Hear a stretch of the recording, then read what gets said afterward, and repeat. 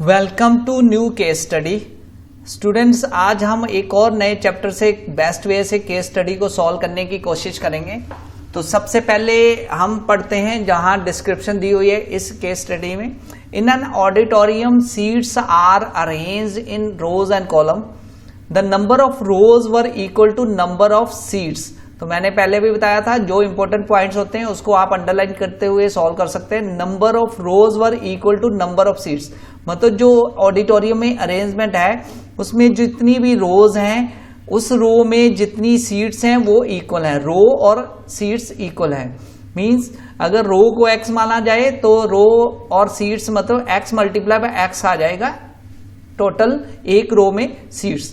When the number of rows were doubled, ये condition दी हुई है। When the number of rows doubled है, the number of seats in each row जो है वो रिड्यूस हो जाती है बाय 10 और टोटल नंबर ऑफ सीट्स जो ओवरऑल है वो 300 इंक्रीज हो जाती है। ओके, तो इस क्वेश्चन को हम अभी हमने क्विकली डिस्क्रिप्शन डिफाइन की, पढ़ लिया।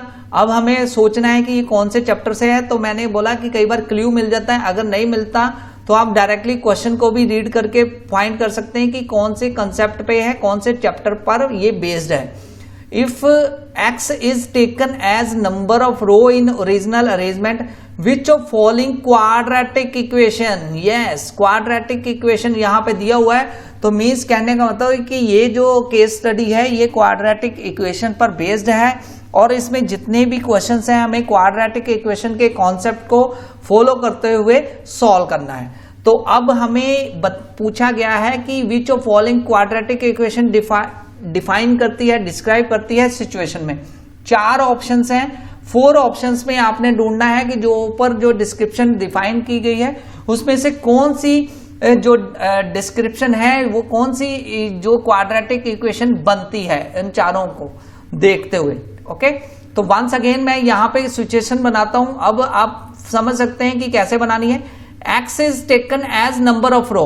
क्लियरली बताया गया है कि since the number of rows were equal to number of seats, number of rows और नंबर ऑफ सीट्स इक्वल है और नंबर ऑफ रोज को x से रिप्रेजेंट किया गया है। तो टोटल जो सीट्स आ जाएगी, टोटल सीट्स की वैल्यू क्या आ जाएगी, वो आ जाएगी x multiply by x means x square. Okay, तो अब अरेंजमेंट में जो कंडीशन दी हुई है वहां से क्वाड्रेटिक इक्वेशन बना लेंगे। तो वो क्वाड्रेटिक इक्वेशन कैसे बनेगी, देखिए न्यू अरेंजमेंट रो जो है वो है डबल हो रही है, रोज वर डबल्ड।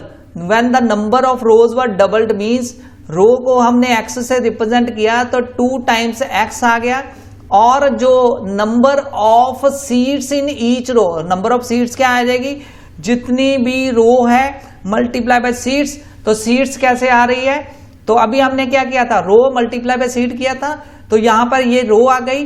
अब सीट्स क्या हो रही है, रिड्यूस हो रही 10। तो x माइनस रो में जितनी सीट्स हैं, रो और सीट्स इक्वल हैं इसलिए x minus 10 okay equal to क्या कह रहा है, total number of seats increase by 300। तो टोटल नंबर ऑफ सीट्स हमने x स्क्वायर फाइंड किया था, x स्क्वायर प्लस 300 ये बन जाएगी सिचुएशन।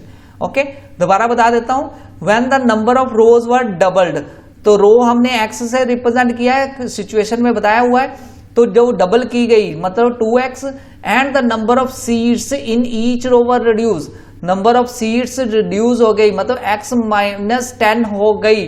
तो क्या आएगा, टोटल नंबर ऑफ सीट्स बन जाती है x स्क्वायर प्लस 300। तो यहां पे हमने पहले क्या किया था, ये रो था और ये सीट्स ही, दोनों को मल्टीप्लाई किया तो हमें टोटल नंबर ऑफ सीट्स मिली। तो ये रो है और ये सिचुएशन के अकॉर्डिंगली सीट्स है, दोनों को मल्टीप्लाई किया तो ये टोटल हमें सीट्स मिल गई। तो अब इस इक्वेशन को हम सॉल्व करेंगे तो ये बन जाएगा 2x स्क्वायर, मल्टीप्लाई करूंगा ब्रैकेट को खोलूंगा, माइनस 20x इक्वल टू आ जाएगा x स्क्वायर प्लस 300। तो मैं x स्क्वायर की सारी वैल्यूज एक साइड ले लूंगा और एक साइड इक्वल टू रख लूंगा क्योंकि मुझे क्वाड्रेटिक इक्वेशन बनानी है स्टैंडर्ड फॉर्म में। तो ये बन जाएगा 2x square minus x square minus 20x -300, क्योंकि 300 दूसरी साइड इक्वल टू के जाएगा और माइनस का हो जाएगा इक्वल टू 0। तो इसको सॉल्व कर लूंगा तो मेरी वैल्यू आ जाएगी x² - 20x - 300 इक्वल टू 0।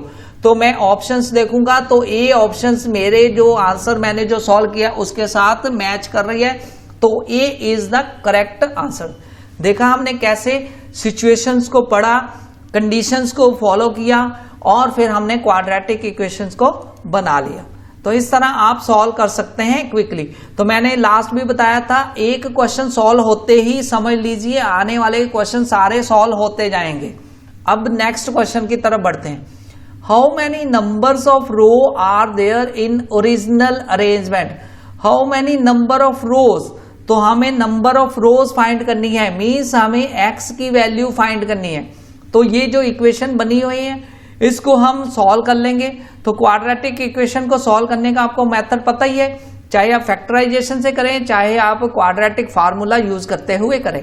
तो मैं यहां पर फैक्टराइजेशन मेथड यूज करते हुए इस इक्वेशन को सॉल्व करूंगा, मींस एक्स की वैल्यू फाइंड करूंगा।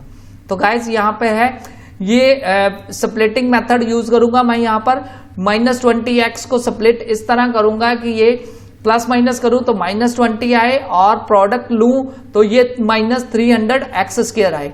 तो ये गाइस मेरा बन जाएगा x² - 30x प्लस 10x - 300। तो मैंने मिडल टर्म को स्प्लिट किया, तो मिडल टर्म को -30x प्लस 10x लिखा, तो ये मेरा ओवरऑल सॉल्व करूंगा तो -20x बन जाएगा। अगर इन दोनों को मल्टीप्लाई करूंगा तो ये 300x² आता है। तो ये आपको स्प्लिटिंग मेथड आता है, आप उस मेथड को यूज करते हुए सॉल्व कर सकते हैं।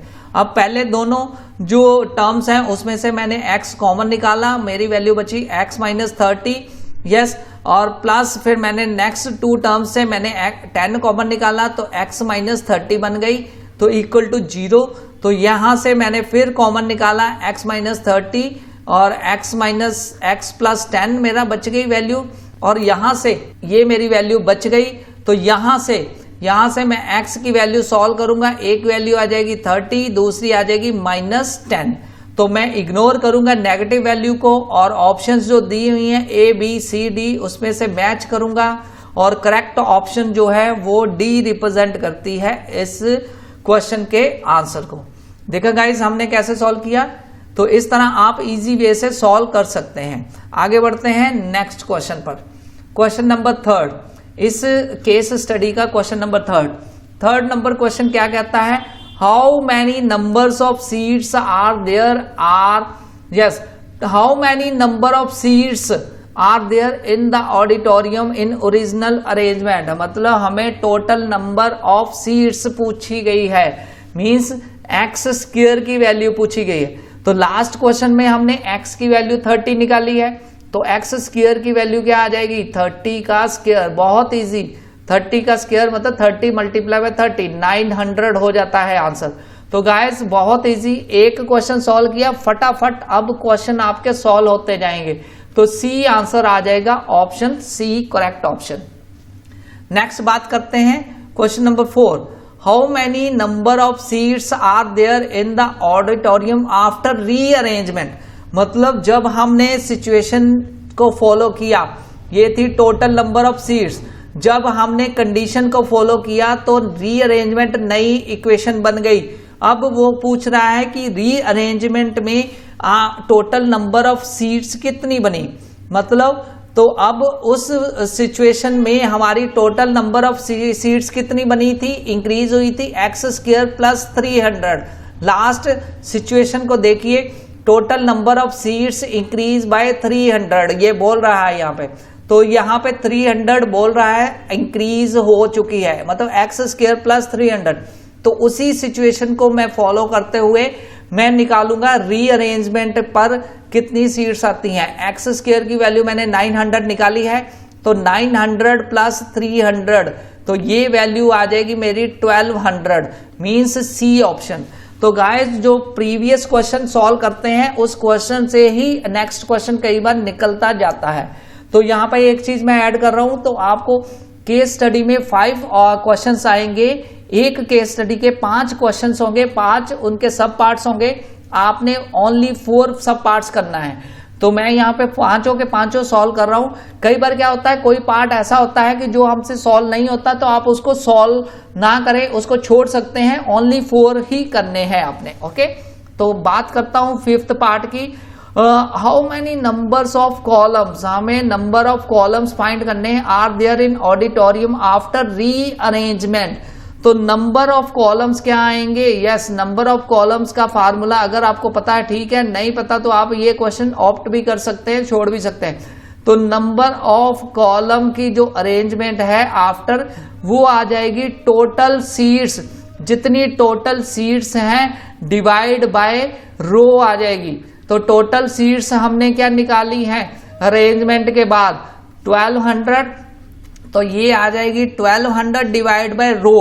रो मतलब जो हमारी रो चेंज हुई रीअरेंजमेंट पर, बट रो हमने बोला था कि 2 टाइम्स x हो जाती है। हमने लास्ट क्वेश्चन में यहाँ पे कंडीशन दी थी कि जब रीअरेंजमेंट की गई तो जो when the number of rows were doubled, मतलब रीअरेंजमेंट पर रोज डबल हो जाती है। तो हमने x की वैल्यू जो फर्स्ट क्वेश्चन में निकाली 30, तो अब वो बन गई हमारी 2 टाइम्स 30 मीन्स 60। तो रो की वैल्यू बन गई 60। तो यहां पे मैं 1200 को 60 से डिवाइड करूंगा तो मेरे 20 कॉलम बन जाएंगे, मतलब इसको कटिंग करेंगे तो 20 आंसर आ जाएगा। बी ऑप्शन जो है बेस्ट रिप्रेजेंट करती है करेक्ट आंसर को। तो इस तरह गाइस इस केस स्टडी को हमने सॉल्व किया बड़े इजी वे से, बड़े फोकस वे से। आपने ऐसे ही केस स्टडी के हर क्वेश्चन को सॉल्व करना है। तो गाइस बस ध्यान ये रखना है कि जब भी आप केस स्टडी को फोकस करें, आप कंसेप्ट को ध्यान में रखें कि उस चैप्टर के, उस टॉपिक के कंसेप्ट को फॉलो करते हुए जाना है। मैं बार बार यही चीज बात आ रहा हूं कि उस कंसेप्ट के, उस चैप्टर के कॉन्सेप्ट को फॉलो करना है। Thanks a lot for watching this video.